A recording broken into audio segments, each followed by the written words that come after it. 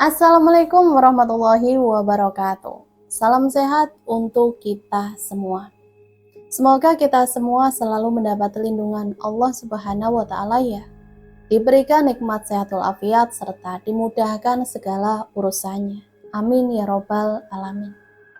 Kesempatan kali ini Mimin akan membagikan satu cerita misteri. Seperti apa ceritanya? Mari kita mulai.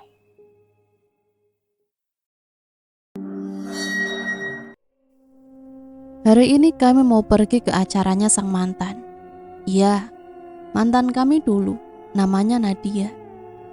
Setelah Nadia melepaskan diriku, ternyata dia menjalin hubungan dengan Ridho. Sebelum aku jauh bersahabat dengan Ridho. Dan awal kami bersahabat pun tak lain karena kami sama-sama korban. Dan setelah kami sama-sama bersahabat, kami semakin nyambung dan banyak kesamaan. Riz, yakin ini alamatnya? Coba cek Google Map. Masa sih kampung si Nadia separah ini? Sungut Ridho dengan nada kesal. Wajahku yang sudah sangat penat mendengar Ridho ngoceh dengan nada tinggi malah semakin meluap emosiku. Sial, apa kita dikerjai sama perempuan triplek itu? Awas saja, kalau beneran dikerjain, aku akan kerjain balik. Bisa-bisanya ngasih alamat malah masuk hutan seperti ini. Dadaku tak kalah tinggi dari Ridho. Awalnya kita masih biasa saja. Masuk hutan pertama masih bisa dikasih toleransi karena hutannya tak luas. Dan masih kita temui beberapa kampung, meski tak besar, tapi cukuplah dibilang kampung. Karena kuliah di situ ada beberapa rumah. Dan masuk lagi hutan kedua. Dan masih lagi kita maafkan. Karena setelah hutan itu kita masih bisa menemukan kampung lagi. Tapi kini begitu emosi ketika masuk hutan yang ketiga ini, di mana hutan ini sangat luas dan tak tahu ujungnya. Kulihat Ridho menggaruk rambut panjangnya. Rambut kering berketombe. Saking keringnya rambut dia sampai kulihat ada beberapa ketombe yang jatuh dari rambutnya. Dijorok banget Ridho. Kalau nggak bisa ngurus rambut, potong aja. Pantesan saja kamu ditinggalin Nadia. Aku saja jijik melihat rambutmu. Ledekku setelah melihat ketombe yang kian bertumpuk di pundak bajunya Ridho. Mata Ridho menyipit ke arahku. Cih! Bibir Ridho sedikit tersenyum. Kulihat raut wajahnya sinis, seolah ingin menertawakanku. Mending aku lah daripada kamu, Riz. Masa Nadia bilang pacaran sama kamu itu serasa pacaran sama kakek-kakek. Tiap hari ceramah mulu. Emang pacaran harus gimana? Wajarlah kalau aku nyuruh dia pakai kerudung kan. Aku mau yang terbaik untuk calon istriku. Kini malah aku yang jadi emosi. Ridho malah semakin kelakar. Dia terpingkal puas setelah melihatku mengaum di tengah hutan ini. Calon istri mbahmu. Tuh calon istrimu digondol tikus. Ridho semakin puas meledekku. Waktu kian berlalu, niat mau datang ke pernikahan mantan semakin terlihat gagal. Karena hingga kini kami masih tersesat di jalan kecil di tengah hutan. Jalan yang tak terlalu besar, jalan yang hanya disemen seadanya. Dan aku sangat yakin jalan ini pasti tak bisa dilalui oleh kendaraan roda 4. Hari sudah menjelang sore. Kami semua meneruskan perjalanan karena masih penasaran dengan perjalanan ini. Sebenarnya jalan ini akan kemana membawa kami? Aku juga Ridho sebenarnya tak masalah dengan perjalanan seperti ini. Karena kami sama-sama anak aneh, random dan bodoh amatan. Dulu kami pernah menjelajah kaki gunung yang berada di kampungku, tersesat dan hampir mati kehausan. Acara undangan sudah pasti gagal, namun terus meneruskan perjalanan kami. Berharap bertemu dengan pemotor untuk bertanya sebenarnya jalan yang kami lalui ini ada ujungnya atau mungkin akan tembus ke jalanan besar nantinya. Karena kalau kami putar balik sangat tak mungkin. Pertama, kami pasti akan kehabisan bahan bakar. Kedua, pasti kami akan kemalaman. Karena kalau diingat-ingat, perjalanan ini sudah sangat jauh. Riz, tuh ada kampung, kita singgah dulu di kampung itu. Sekalian kita sholat asyar. Ucap Ridho terdengar cukup senang. Benar saja, setelah semakin dekat beberapa rumah sudah tampak terlihat. Aku yang kini dibonceng Ridho pun cukup gembira.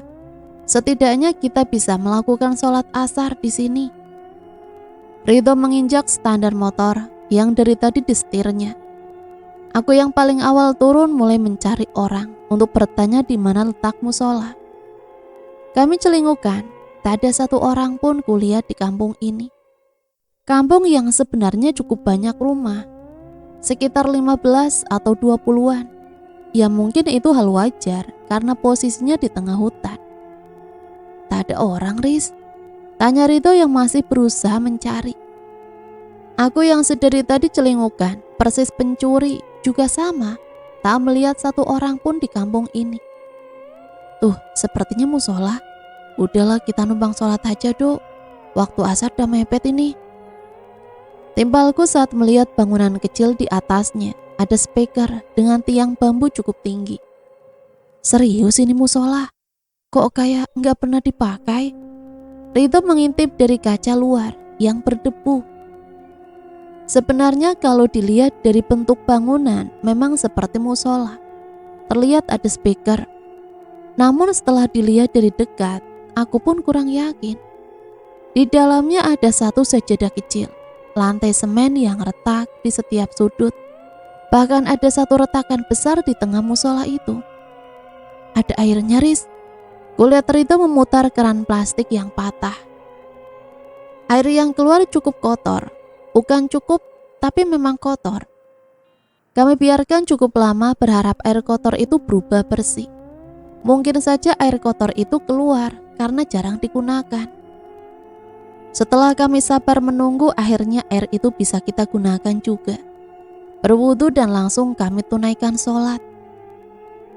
Tadinya mau melanjutkan perjalanan, namun kulihat Mega sudah hampir sirna. Sepertinya kami harus tinggal lebih lama lagi, atau mungkin bermalam di sini. Karena untuk melanjutkan perjalanan sangat tak mungkin. Balik arah tak mungkin juga. Meneruskan perjalanan juga tak mungkin. Akhirnya dengan perut keroncongan kami duduk berdua sambil menunggu waktu maghrib. Ridho azan di musola ini, hanya kami berdua, dan masih tak kulihat pergerakan dari warga.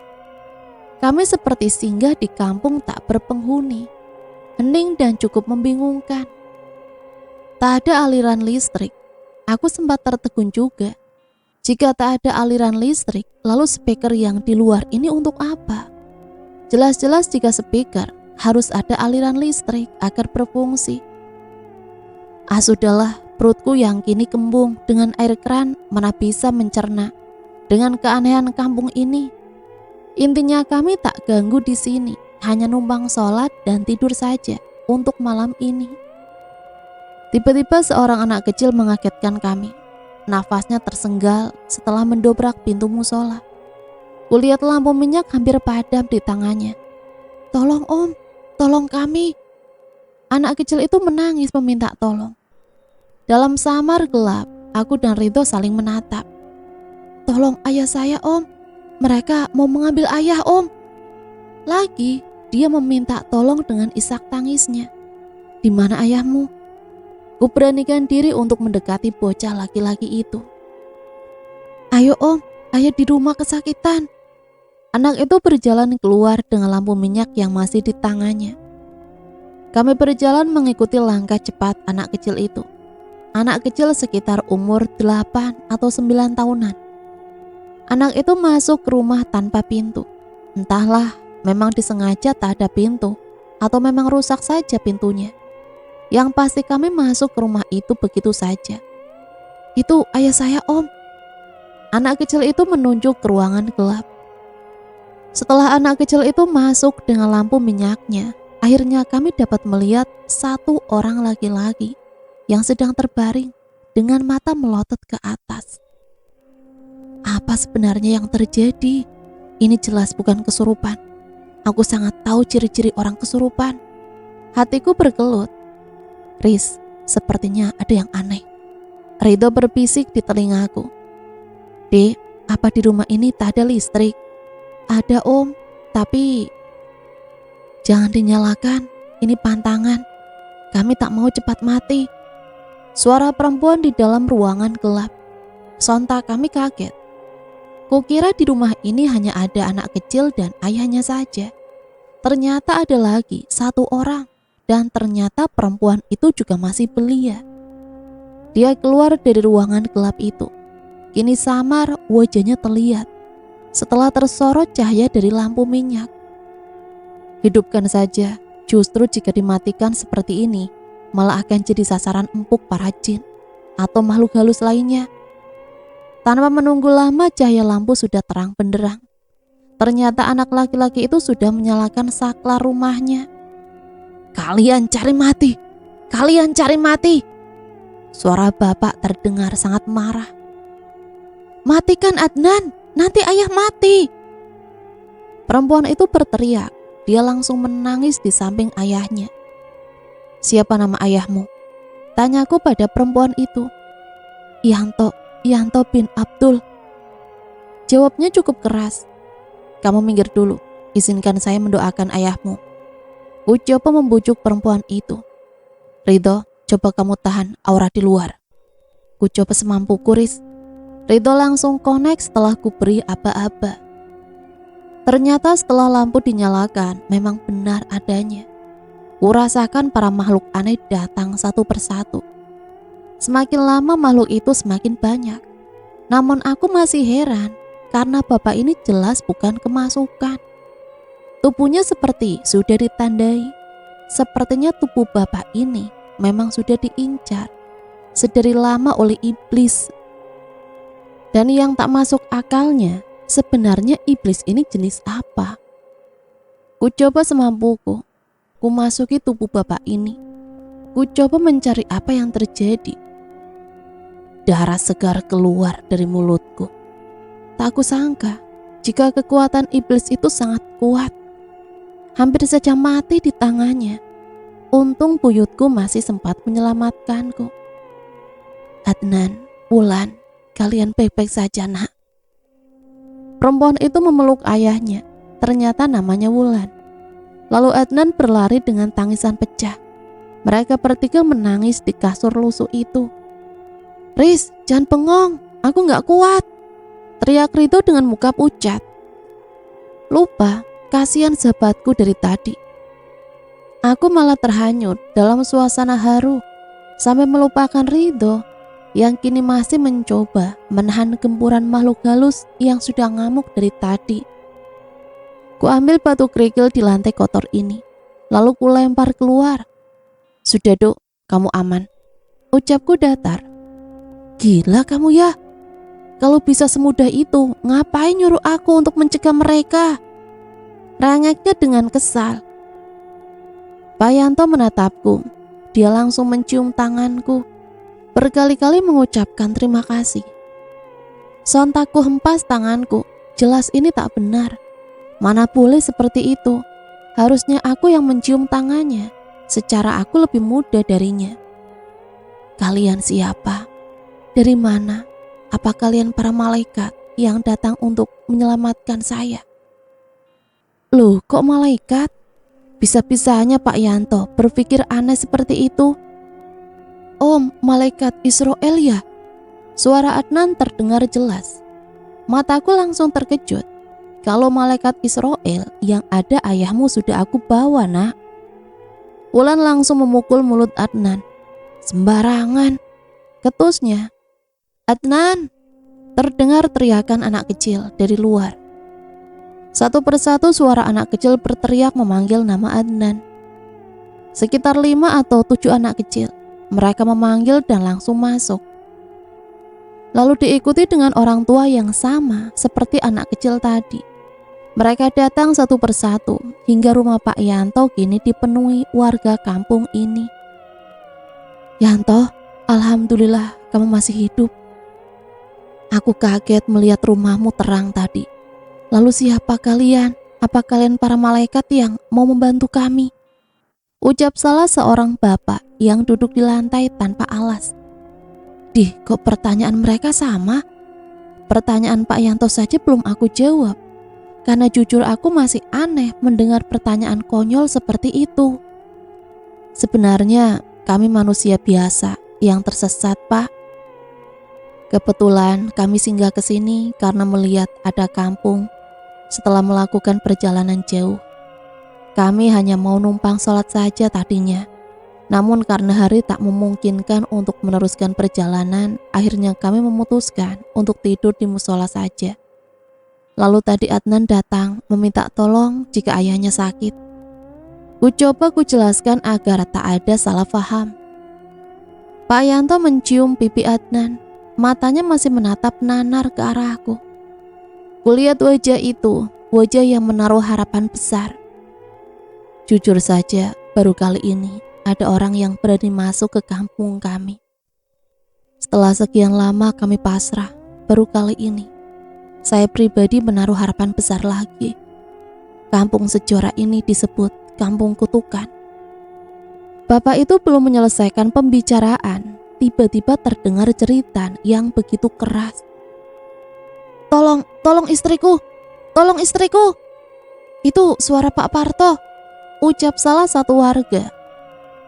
Aku jelas bingung, sebenarnya nasib Pak Yanto saja belum jelas. Karena sebenarnya sedari tadi aku masih mengamatinya. Aku yakin iblis itu akan datang tak lama lagi. Karena sebenarnya tadi akulah yang kalah. Aku yang kalah dengan kekuatan iblis itu.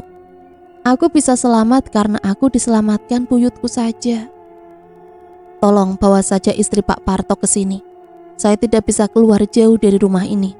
Ridho, tolong ikuti warga untuk membawa istri Pak Parto. Ucapku kalut. Kalian bawa senter atau apa saja yang bisa menerangi.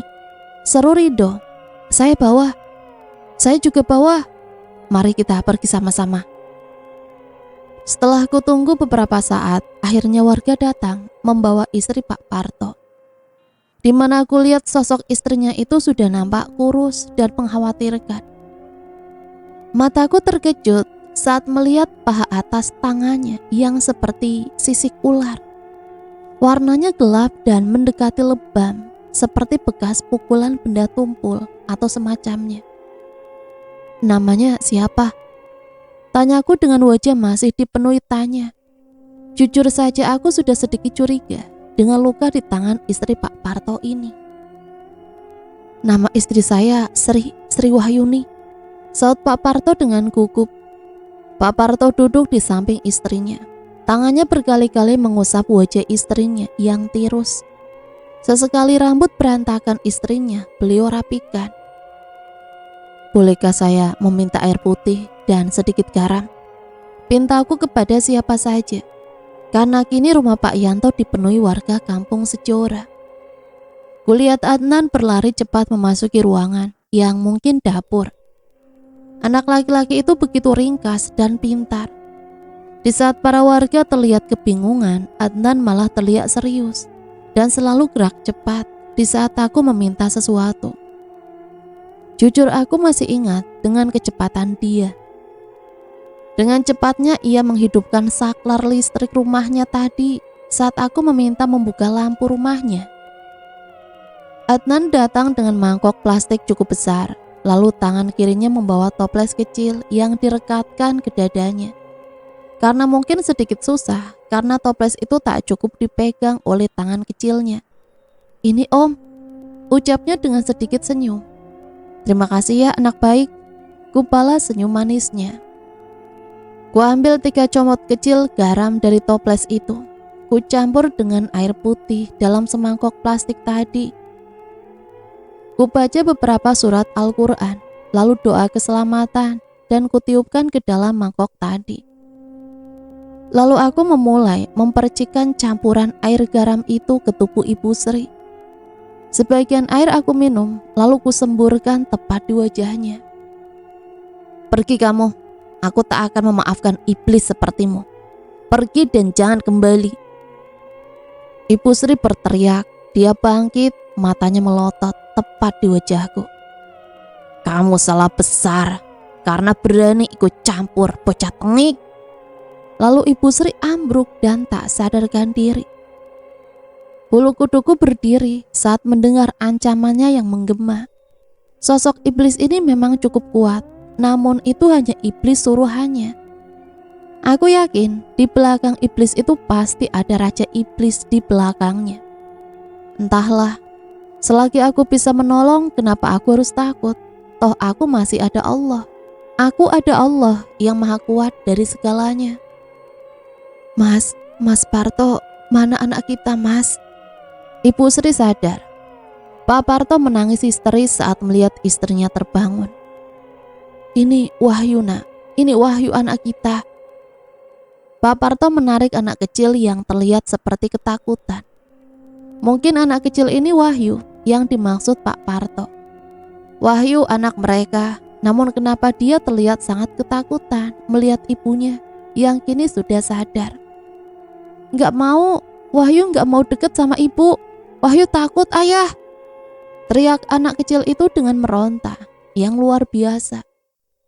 Kulihat semua warga tertunduk pilu, hampir matanya sembab. Salah satu warga bahkan ada yang sampai menangis cukup kencang. Aku hanya bisa melihat dan menghela nafas saat melihat semua ini. Rito pun hanya terdiam sedari tadi, malah dia ikut terbawa suasana sedih. Mata Rito terlihat berkaca sambil mengusap salah satu anak kecil yang dekat di sampingnya. Baiklah, untuk malam ini kita tinggal di rumah Pak Yanto. Kita meronda sampai pagi dan gantian istirahat. Seruku mencoba untuk mencari jalan keluar. Untuk malam ini, setelah melihat situasi yang jujur, aku masih bingung. Akhirnya aku putuskan untuk tinggal bersama. Takutnya tiba-tiba iblis itu datang dan marah besar lalu menyerang warga yang sedang istirahat. Jadi aku lebih memilih untuk tinggal bersama sebelum aku menemukan apa sebenarnya yang terjadi di kampung ini. Semoga saja itu tak kejadian, karena aku tahu iblis itu pun terluka sama sepertiku. Jadi pasti iblis itu akan menyerang jika luka yang kuberikan sudah sembuh sempurna. Sebagian warga menyiapkan makanan setelah mendengar gejolak perut kami yang keroncongan. Bayangin saja, aku dan Rito sejak siang tadi belum makan. Jadi hal lumrah jika perut kami terus-menerus meronta dengan bunyian memalukan sejak tadi waktu kami mau beristirahat. Para warga kini terlihat sedikit bahagia. Bahkan ada sebagian yang sudah tertawa dengan candaan kecil yang dibuat oleh temannya. Bibirku tersenyum bahagia saat melihat mereka kini, setidaknya untuk malam ini. Goreng singkongnya, nak. Kalau nunggu nasi matang takut kasihan pingsan nanti. Celetuk bapak-bapak yang kini aku tahu namanya yaitu Pak Wardi. Tanpa apa-apa Rito langsung menyambar gorengan singkong yang masih mengepul itu. Panas, panas. Rito memuntahkan sepotong goreng singkong yang tadi langsung dilahapnya. Aku menggeleng dengan menahan tawa. Duh, gak bakalan kehabisan kali. Bisikku tepat di telinganya. Warga langsung terpinggal melihat Rito yang kini wajahnya memerah, menahan malu. 3 ibu-ibu sibuk menyiapkan makan malam untuk kami. Hanya 3 ibu-ibu dan 4 dengan Ibu Sri yang kini masih terbaring lemah. Lalu ada sekitar 13 bapak-bapak yang kini sedang duduk bercengkrama denganku juga Rito. Aku belum banyak bertanya untuk saat ini. Biarlah kami istirahat dulu. Aku tak mau keadaan yang sudah cukup tenang ini terpengaruh dengan pertanyaanku nantinya. Di sini ada hanya 4 ibu-ibu saja ya? Pertanyaan Rito yang cukup membuatku kesal. Rito, kamu ini kenapa kawan? Baru saja aku bergumam untuk tidak banyak bertanya. Gumamku kecewa. Mataku berkali-kali berkedip sebagai kode jika pertanyaannya itu jangan dilanjutkan. Rito menatapku serius. Wajahnya terlihat bodoh, memperhatikan wajahku yang kini semakin mendekat. Kamu kelilipan, Riz? Tanya Rito polos. Sakarepmu, Rito? Nadaku kesal. Sebenarnya dulu di kampung ini ada 19 keluarga. Dulu kami hidup rukun dan berkecukupan. meski hidup kami tak mewah, tapi serba cukup. Namun entah kenapa, kehidupan kami yang sangat bahagia itu tiba-tiba berubah begitu saja. Terdengar suara lantang dari mulut Pak Jaya. Pak Jaya dipercaya menjadi RT di kampung Sejora. Kulihat sosoknya yang cukup berwibawa dan tutur katanya yang baik dan sopan. Lalu bagaimana kejadian awalnya, Pak? Bagaimana kampung Sejora ini bisa seperti sekarang ini? Tanyaku cukup serius. Awalnya aku yang tak ingin membahas kejadian kampung Sejora tadi. Namun kini malah aku yang terpancing sendiri. Kalau Nak Riz bertanya bagaimana awalnya, jujur kami pun kurang tahu. Karena kami hanya manusia biasa yang tak tahu menahu dengan kejadian mistis seperti ini. Namun dengan kejadian yang kami tangkap selama ini, sebenarnya semuanya berawal dari laki-laki bernama Chris. Laki-laki tampan anak sesepuh di kampung ini. Umurnya lebih tua dari kami sebenarnya. Namun entah kenapa dia tak pernah menikah. Setiap ada perempuan yang disukainya selalu meninggal. Pernah ada perempuan anak ustadz yang cukup lama bertahan dan hampir menikah dengan Chris waktu itu. Namun satu hari sebelum pernikahan, satu keluarga perempuan itu meninggal dengan tak wajar. Pak Jaya menghentikan ceritanya. Beliau mengambil nafas panjang, mengambil kopi lalu sedikit meniupnya. Membuka bungkus rokok, menekan halus batang rokok itu, lalu dibakarnya. Aku juga Ridho begitu antusias mendengar ceritanya. Saking antusiasnya, aku sampai memperhatikan setiap gerakan yang Pak Jaya lakukan. Lalu gosip itu menyebar. Mereka bergosip seolah itu ulah kampung kami. Dan mereka mulai menyebut kampung kami sebagai kampung kutukan. Mendengar kampung lain berbicara buruk mengenai kampung kami, jelas sesepuh marah, beliau murka. Sesepuh membawa anaknya, Chris, ke dalam hutan larangan. Cukup lama beliau pergi saat itu. Setelah 3 hari sesepuh datang dan bercerita jika anaknya Chris sudah dibunuhnya. Katanya dia rela korbankan anaknya sendiri untuk membersihkan kampung kami. Kami yang tak tahu apapun kala itu hanya diam dan mengiyakan apa yang beliau katakan. Namun setelah kedatangan sesepuh hari itu, malamnya kampung kami didatangi puluhan ular sanca putih. Kami diteror habis-habisan malam itu. Dan ada satu ular berkepala manusia, ular sanca yang begitu besar. Kami menyebutnya siluman sanca putih. Siluman itu datang dan masuk ke rumah sesepuh. Sesepuh mencoba melawan. Cukup lama mereka bertempur hingga sesepuh kalah dan dilahap sosok siluman berkepala manusia itu. Kulihat Pak Jaya begitu marah. Beliau terlihat gemetar hingga suaranya terdengar parau. Kukira kejadian itu sudah berakhir. Kukira teror sanca putih itu telah usai. Namun nyatanya hingga kini siluman itu terus-menerus menyiksa kami.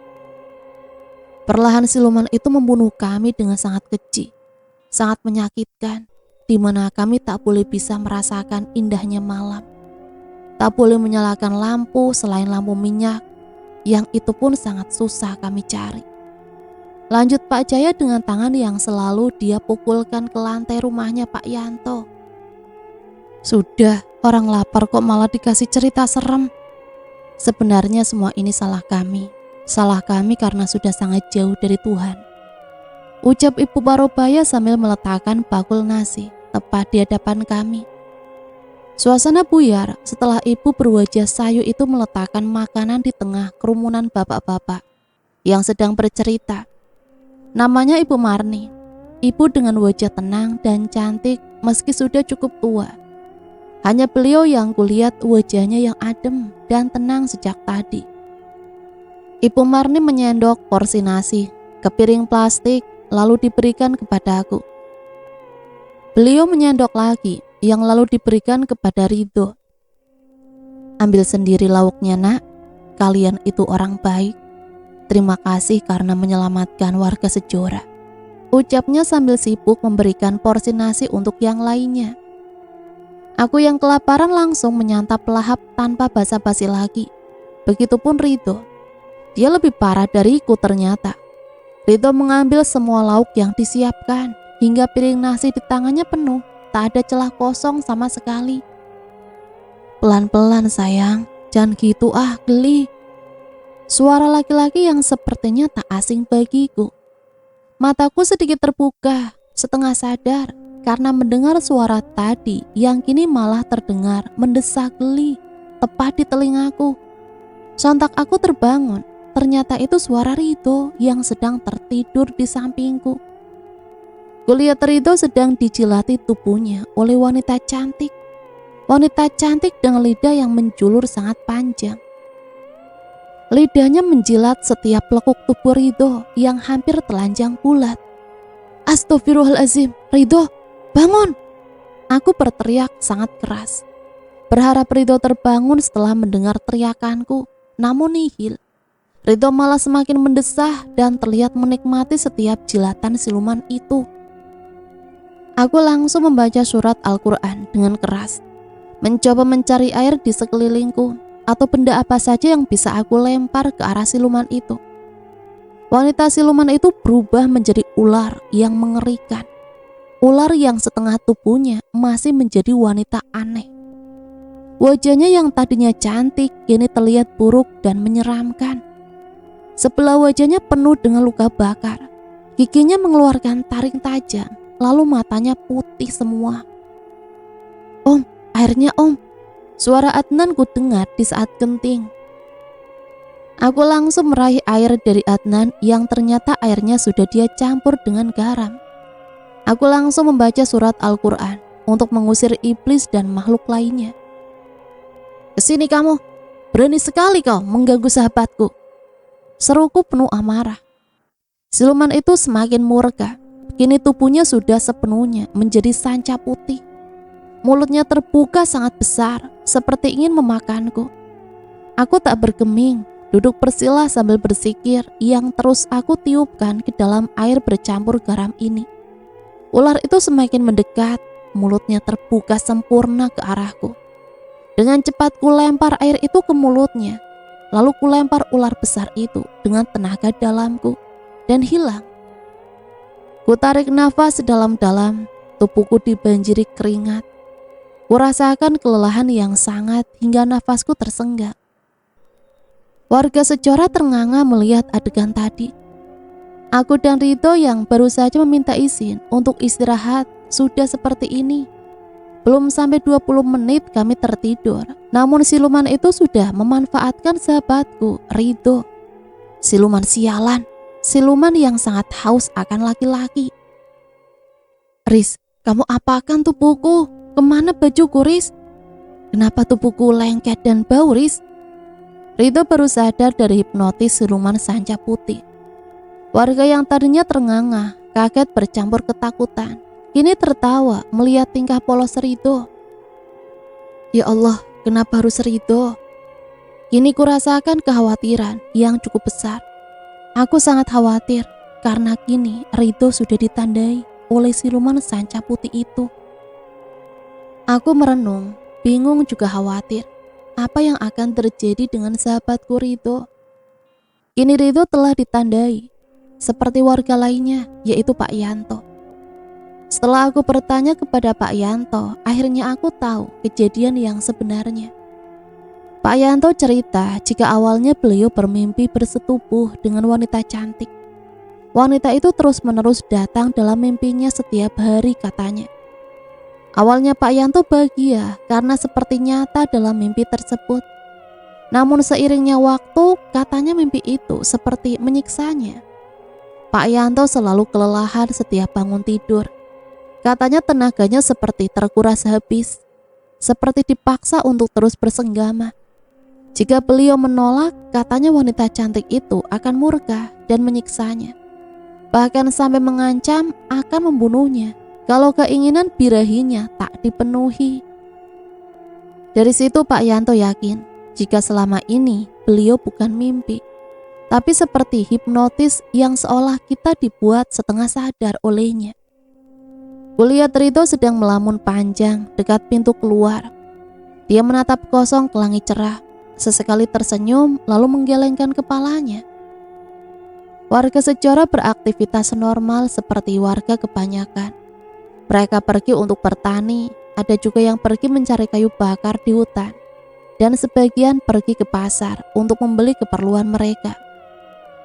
Kulihat kekompakan warga Sejora, mereka saling bahu-membahu demi melangsungkan hidup di tengah teror siluman sanca putih. Mereka menggarap semua pertanian secara bersama. Tak ada lagi kata aku atau kamu. Tapi kini semua pertanian di kampung Sejora milik kami katanya. Mereka terus berusaha bertahan demi mempertahankan kampungnya. Aku sempat bertanya kepada mereka, kenapa tak lari saja? Katanya pernah ada beberapa orang yang mencoba lari meninggalkan kampung Sejora ini. Tapi katanya mereka semua tak selamat. Siluman itu akan terus memburu siapa saja orang yang tinggal di kampung Sejora ini.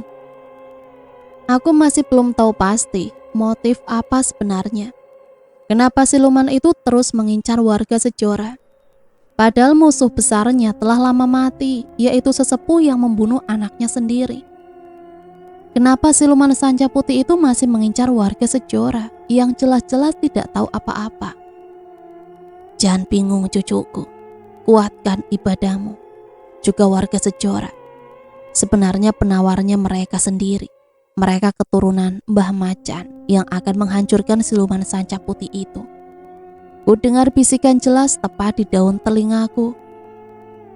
Sontak aku kaget, entah dari mana suara bisikan itu. Namun bisikan itu pasti ada kaitannya dengan hal rumit yang kini kupikirkan. Warga Sejora, turunan Mbah Macan. Apa maksud dari semua itu? Apa itu ada kaitannya dengan kejadian yang sekarang dialami warga Sejora? Tunggu, seperti tak asing bagiku. Macan. Apa maksud Mbah Macan itu khodam? Apa sosok yang selalu mengikuti para bapak warga Sejora itu adalah Mbah Macan? Atau macan misterius itu sebenarnya bukan khodam? Hayo, pagi-pagi kok ngelamun nak Riz? Hayo, pagi-pagi kok ngelamun nak Riz? Sarapan dulu. Ibu bawa pisang goreng. Ajak juga nak Rito. Ibu lihat dia sedang diikuti dayangnya siluman sanca putih. Bilangin nak Rito, jangan ditanggepin. Kalau ditanggepin nanti malah berabe. Ibu yakin kalian bukan orang kosong seperti warga Sejora. Kalian pasti paham. Ibu Marni meletakkan satu piring pisang goreng dengan 2 gelas teh manis di depanku. Aku tersenyum malu. Kurengkuhkan pundak juga kepala ini karena aku memang sangat menghormati Ibu Marni.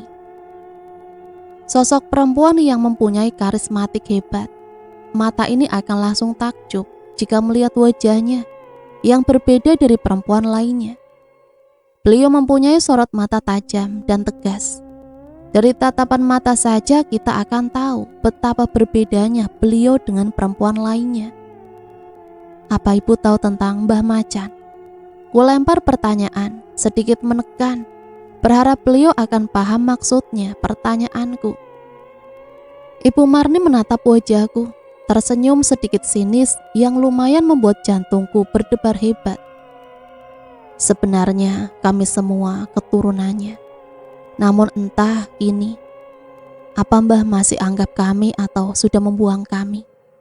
Ibu Marni kini tertunduk, menatap kaki kotornya yang sejak tadi tak beralas. Kuputar otak ini, mencoba mencerna dari konteks yang diucapkan Ibu Marni ini. Apa maksud dari kata dibuang? Apa warga Sejora telah mengecewakan leluhurnya? Sudahlah nak Riz, jangan banyak berpikir. Pulanglah. Pulang selagi sempat. Biarlah kami di sini mati. Mati dengan kutukan yang dibuat kami sendiri. Ibu Marni menatap wajahku, tatapan sayu, pasrah. Ibu Marni melangkah pergi. Beliau berlalu meninggalkan aku yang masih berkecamuk, memikirkan masalah yang masih penuh misteri. Tunggu, kenapa ibu berkata begitu?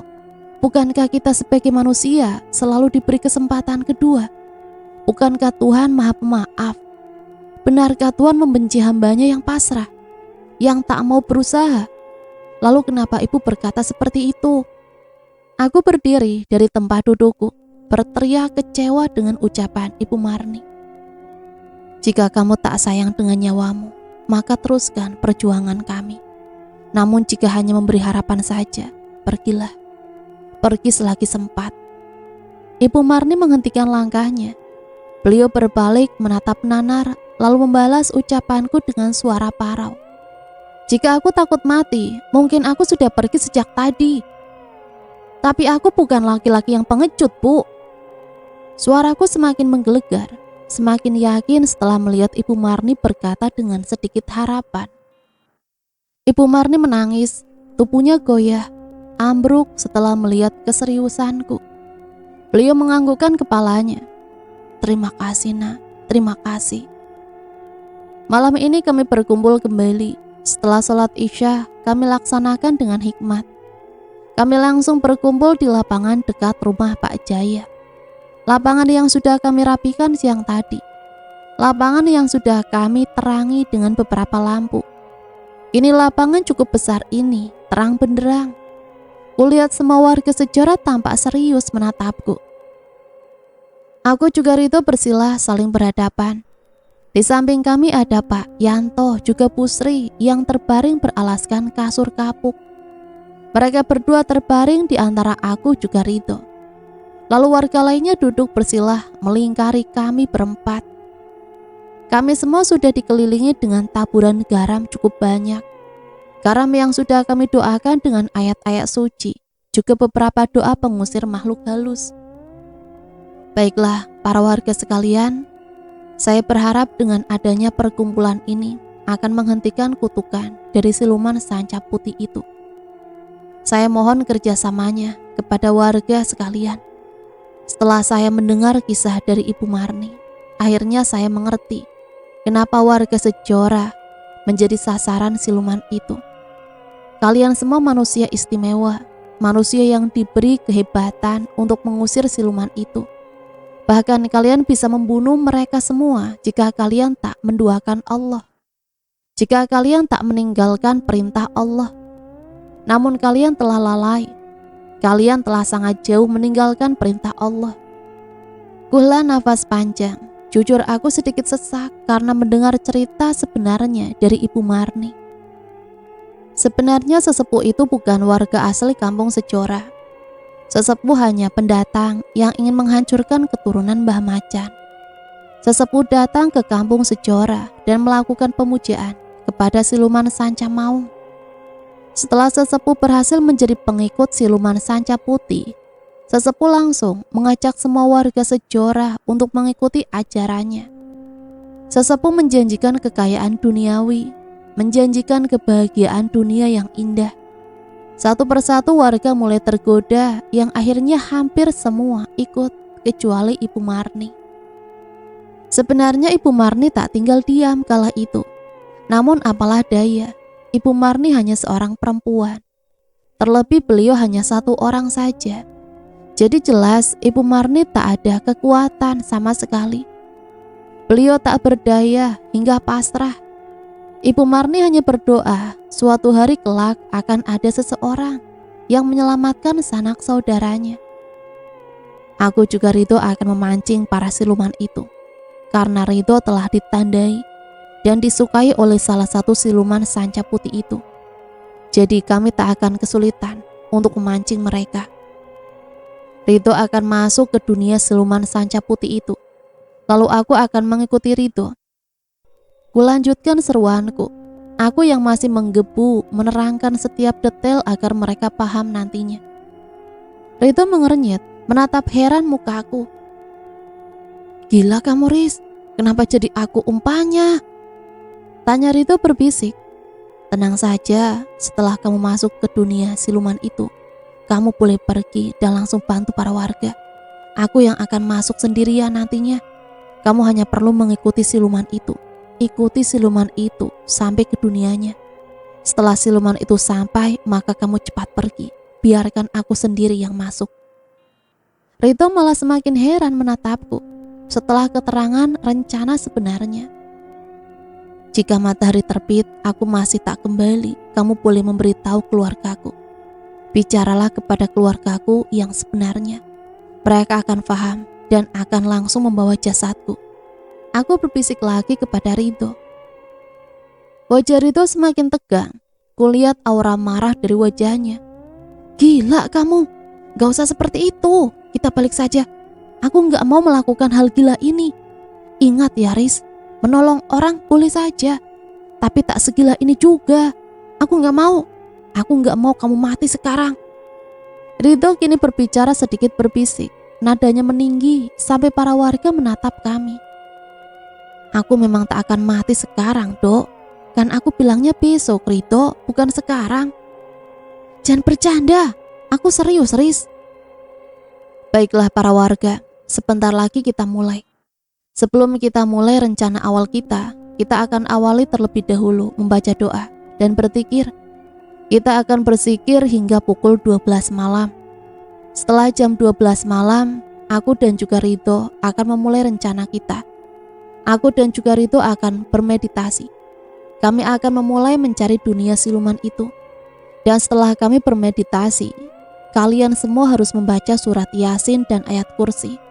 Lalu surat-surat pendek yang sudah saya tulis di secari kertas itu. Kalian baca terus-menerus secara bersamaan. Kalian terus membaca dengan suara lantang. Perhatian kalian tak boleh teralihkan dengan apapun.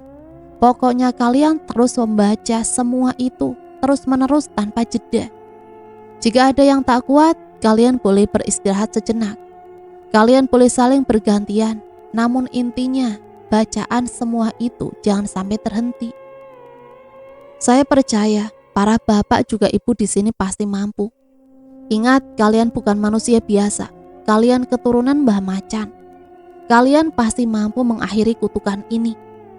Kini aku kembali menerangkan kepada warga Sejora setelah beberapa menit lalu terhenti karena perdebatanku dengan Ridho. Ridho yang terus-menerus menatapku kesal, berbisik untuk mundur. Duk, lihatlah anak-anak itu. Apa kamu tega melihat mereka mati? Ingat, Duk, Tuhan selalu bersama dengan hambanya yang baik. Jangan risau, jangan sedih. Jika kelak aku mati, berarti itu takdirku, Duk. Oke? Usah pundak sahabatku. Ridho menatapku dengan mata yang berkaca. Dia menatapku seolah diriku sudah pergi. Oke, aku paham, Riz. Tapi aku akan ikut bersamamu. Aku akan ikut masuk ke alam siluman itu bersamamu. Ingat, kamu jangan mengaturku, Riz, jika kamu tak mau mendengarkan perkataanku tadi. Aku mengiyakan keputusan Ridho kali ini. Waktu sudah hampir tengah malam. Aku sudah memberi aba-aba kepada semua warga. Kubisikkan Pak Yanto juga Bu Sri untuk terus berzikir dalam hati. Ridho, mari kita mulai.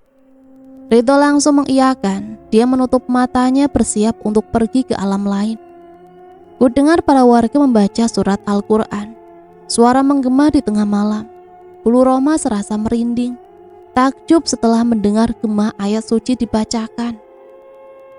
Aku mulai bermeditasi, mengekori Ridho yang sudah siap untuk memancing siluman wanita cantik itu.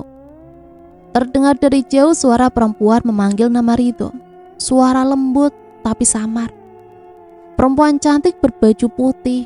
Sesekali dia mengibas selendang hitam, tersenyum lebar dengan tatapan lembut.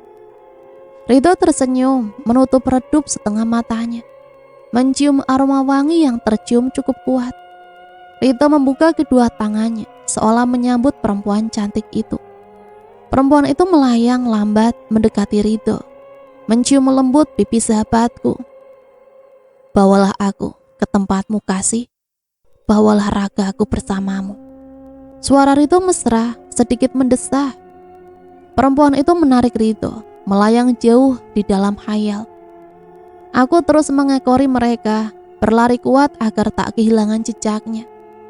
Mereka masuk ke alam di mana dunia itu terlihat cukup jelas. Seperti dunia manusia saat senja. Dunianya berwarna kuning keemasan, sedikit silau namun terlihat jelas. Hamparan taman indah, beberapa pohon menjulang tinggi, lalu melihat istana besar. Ridho! Aku berteriak memanggilnya. Sontak perempuan itu berubah beringas. Tubuhnya langsung berubah setelah menyadari kehadiranku. Ridho menatapku dengan kesal. Wajahnya dipenuhi kemarahan. Kamu keterlaluan, Riz! Teriak Ridho. Siluman itu datang langsung menyerangku. Aku langsung melompat dan menyabit lehernya dengan keris kecil yang sedari tadi sudah kusiapkan. Siluman itu berteriak dan langsung hancur beberapa detik. Maafkan aku, Dok. Kulempar tubuh Ridho hingga jatuh. Kini aku di sini sendirian. Aku sengaja melemparkan Ridho ke dunia asal kami. Jujur aku tak akan korbankan sahabatku itu. Jika aku mati di sini, biarlah aku mati sendiri. Setelah siluman itu berteriak sangat kencang, tak lama kemudian siluman ular berdatangan dengan sangat cepat. Mereka menyadari kehadiran tamu tak diundang. Mereka menyadari kehadiranku. Serang aku iblis, seranglah aku. Jangan salahkan aku jika kalian akan mati sekarang. Ini semua karena ulah kalian sendiri. Ulah kalian yang telah menyerang kaumku terlebih dahulu. Tantangku dengan keras. Para siluman itu murka. Tubuhnya mencoba menyerang dengan menekankan mulut besarnya. Dengan cepat kulempar mulut para ular itu dengan taburan garam yang sudah kuberi doa terlebih dahulu. Jeritan kesakitan tak terelakkan. Para siluman itu menjerit kepanasan hingga wajahnya menghitam mengeluarkan kepulan asap. Tiba-tiba tubuhku dililit tubuh ular raksasa. Kini ekornya berusaha mencari bibirku. Siluman itu seperti mencoba ingin membunuhku. Terima ini iblis sialan. Kutusukkan keris kecil itu di tubuhnya. Aku langsung mendengar suara jeritan kencang. Ular yang melilit ku hancurkan sudah. Kini aku sudah terbebas. Tapi kini tubuhku terpental cukup jauh setelah kepalaku dipukul ekor siluman ular ini dari belakang. Terdengar suara tertawa puas. Kulihat ular setengah manusia. Kulihat mahkota melingkar di kepalanya. Matanya menatap tajam ke arahku. Tatapan murka dipenuhi amarah. Berani sekali kamu datang sendirian.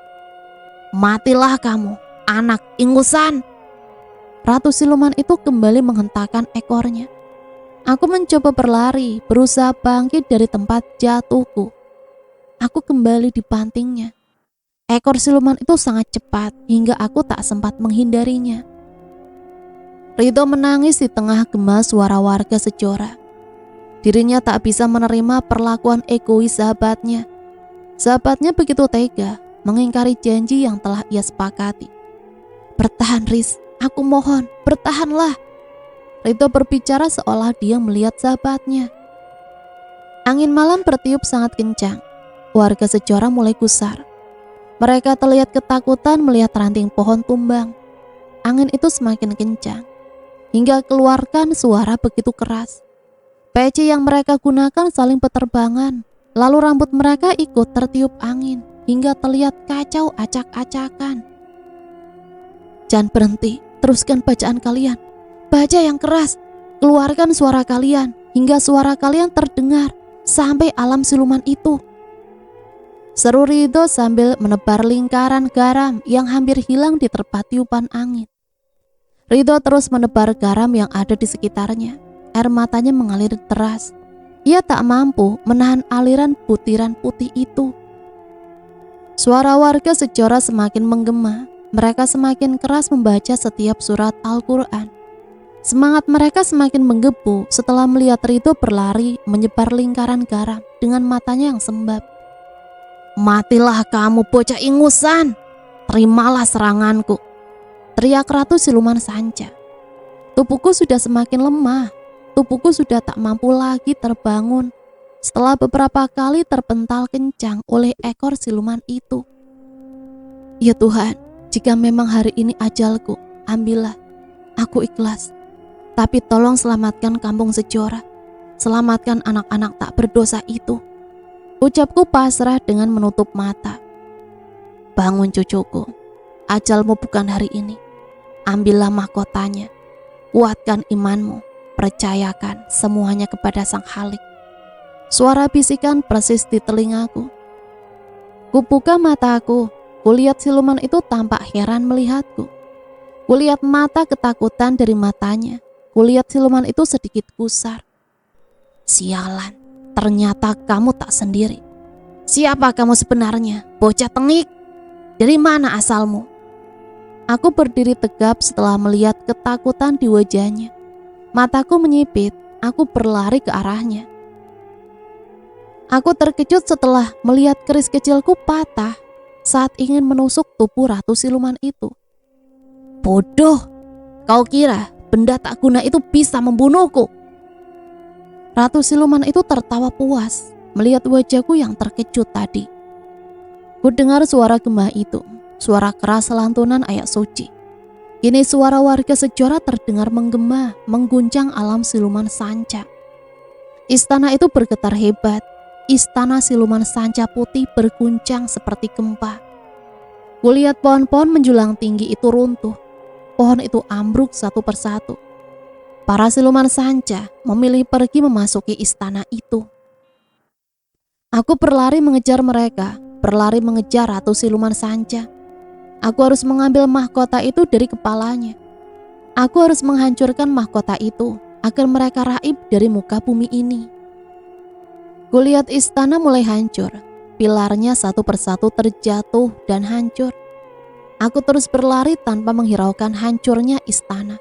Aku terus memburu ratu siluman itu. Ratu siluman itu tertimpa tiang istana. Tubuhnya tak lagi bisa bergerak. Dia meringis kesakitan. Aku langsung berlari melihat kesempatan itu. Aku berlari menuju kepala ratu siluman sanca itu. Wajahnya marah, murka, mendesis, menjulurkan lidah panjangnya. Kulempar wajahnya dengan pecahan tembok yang cukup besar. Mati kau, iblis sialan! Aku langsung mengambil mahkota di kepalanya, berlari keluar secepat mungkin. Terus, jangan berhenti. Aku mohon teruslah kalian membaca surat itu. Aku mohon. Ridho berteriak pasrah.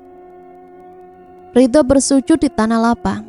Isak tangis yang sudah terdengar parau. Riz, bertahanlah. Kamu kuat, Riz. Ridho terus-menerus meracau, mengulang kata tanpa henti. Warga Sejora menatap pilu. Semua mata berkaca menahan buliran panas yang siap meluncur di sudut matanya.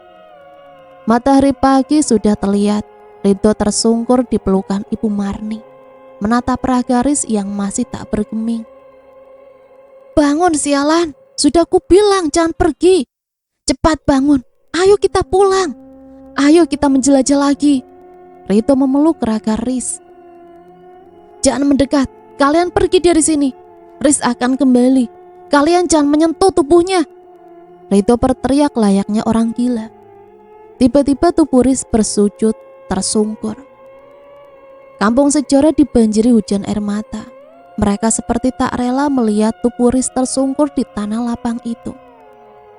Sabar nak, maafkan kami. Ibu Marni mengusap tubuh Ridho yang sudah terkapar lemas di lapangan itu. Ridho masih tak percaya dengan kepergian sahabatnya. Air, berikan aku air. Terdengar suara parau, suara laki-laki yang terdengar begitu lemah. Ridho langsung melihat tubuh Riz yang masih tersungkur di tanah. Dia merangkak mendekati tubuh Riz, memperhatikan setiap lekuk tubuhnya. Ridho, aku haus. Riz menggerakkan tangannya. Ridho menatap nanar, menatap cukup lama. Ridho mematung masih tak percaya. Ridho sialan, berikan aku air. Riz menampar wajah Ridho. Singkat cerita, setelah beberapa hari, kemudian kami pamit meninggalkan kampung Sejora. Kini kampung itu kembali hangat. Mereka mulai menjalankan perintah Tuhan. Mereka mulai membangun musola kembali, membuat musola lebih besar lagi. Ibu Murni terus-menerus memeluk kami. Beliau terlihat seperti enggan kami tinggalkan. Kami janji akan sering datang ke sini. Terima kasih karena telah menganggap kami sebagai keluarga. Ucap Ridho penuh kehangatan. Aku juga Ridho melambaikan tangan perpisahan. Rasa haru tak bisa terelakkan. Meski hanya beberapa hari di sini, namun kehangatan mereka sangat kami rasakan. Kami berjalan pergi meninggalkan mereka. "Om, kalau datang lagi ke sini, bawakan Adnan PS ya," teriak Adnan dengan wajah ceria. Aku berlari ke arahnya, ku peluk tubuh kurusnya. "Jaga ayahmu baik-baik ya nak," bisikku. "Adnan, aku pasti akan merindukan sosok beranimu. Kamu mengingatkan aku kepada adikku yang telah pergi. Adikku persis sepertimu nak. Dia pemberani, sama sepertimu." Dan cerita selesai sampai di sini. Semoga ada hikmah yang bisa kita ambil dari cerita ini ya. Ambil sisi positif dan buang hal negatifnya. Sampai di sini saya pamit undur diri, mohon maaf apabila banyak salah kata. Sampai berjumpa kembali di cerita-cerita selanjutnya. Matur nuwun, wassalamualaikum warahmatullahi wabarakatuh.